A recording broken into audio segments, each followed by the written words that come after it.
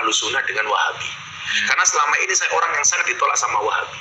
Dan saya melihat barisan Wahabi itu hari ini mendukung Mas Anies. Assalamualaikum warahmatullahi wabarakatuh.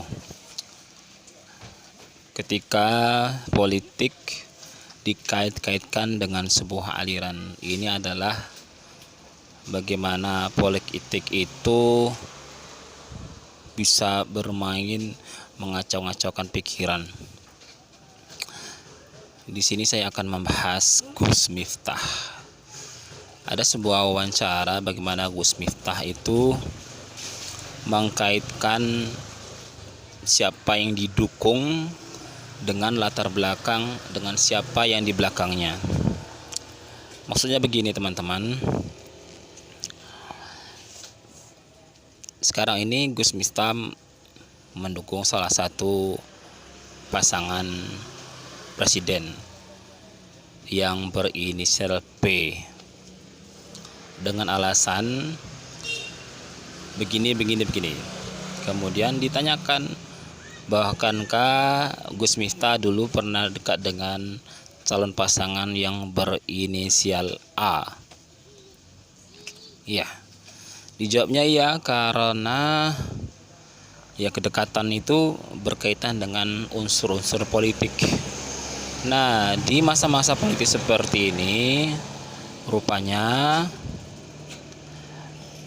calon A ini digaung-gaungkan atau diisukan mendapat dukungan dari aliran Wahabi atau Salafi. Maka calon inisial A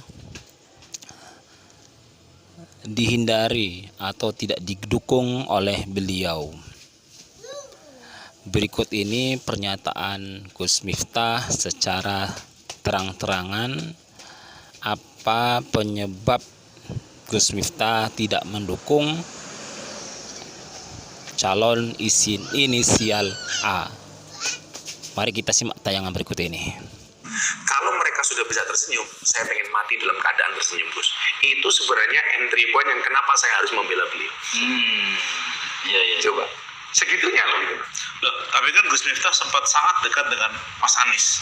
Kenapa tiba-tiba bergeser ke Pak Prabowo? Kalau dekat sampai hari ini pun saya masih komunikasi dengan Mas Anies. Bagi saya Mas Anies orang yang sangat punya jiwa besar. Ketika kemudian saya dihajar isu katanya Gus Miftah mengatakan Mas Anies tidak beretika, kita pun komunikasi. Itu konfirmasi pada saat itu. Konfirmasi, yang konfirmasi, dan saya WA-an dengan baik dengan Mas Anies. Hal di Solo sama-sama hadir, kita tidak bisa ketemu. Mas Anies Jabri duluan. Maaf ya Gus, kemarin di Hal Solo kita nggak bisa ketemu. Itu betapa menggambarkan jiwa besarnya seorang Anies Baswedan yang dia tahu saya tidak mendukung beliau, tapi masih mau komunikasi dan tidak baper. Emang ada yang baper? Oh, ada lah.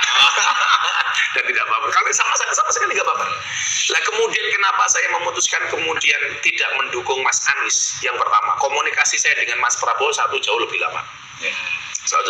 Kemudian yang kedua, ada faktor X yang kemudian saya susah untuk menceritakan. Ini persoalan Ahlussunnah dengan Wahabi. Karena selama ini saya orang yang sangat ditolak sama Wahabi.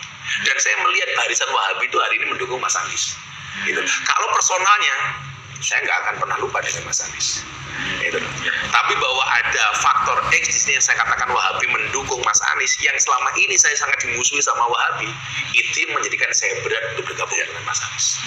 Tapi pernah disampaikan ke Mas Anies soal Wahabi. Kalau orang-orang saya pikir orang-orangnya tahu lah di wilayah itu, walaupun saya nggak harus ngomong langsung dengan Mas Anies. Tapi sekali lagi ya, secara personal saya baik dengan Mas Anies. Pada saat Gus Miftah kemudian mendukung Prabowo, Teman-teman, kalau kita simak video ini, bagaimana beliau ketika itu tahun 2018 ada kajian para ustadz lulusan Madinah atau ustadz Salafi dan diselenggarakan di Masjid Istiqlal. Ketika itu beliau inisial A sebagai pemimpin daerah tersebut, tentu beliau akan memenuhi undangan sebagai bentuk bahwa beliau itu merangkul segala kalangan, tidak membeda-bedakan, dan ini kita acungkan dua jari untuk beliau.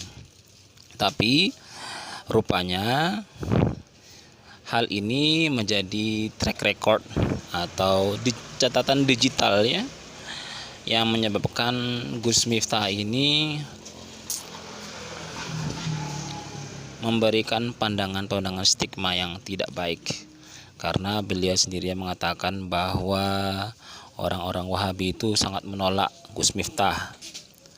Kalau menurut saya bukan hanya kalangan Wahabi yang menolak dengan sikap Gus Miftah seperti itu, bahkan kalangan Aswaja dari mana dia berasal juga banyak yang kontra dengan Gus Miftah ini ya, karena ulah dia sendiri dengan statement-statement yang kadang kontroversial gitu ya teman-teman.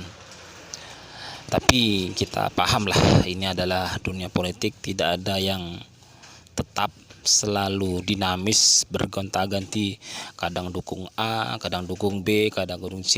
Ya inilah politik kekuasaan ya. Tapi kita sebagai Ahlus Sunnah wal Jamaah yang bermanhaj salaf, kita akan terus tetap membela manhaj salaf, karena manhaj salaf adalah manhajnya para generasi terbaik.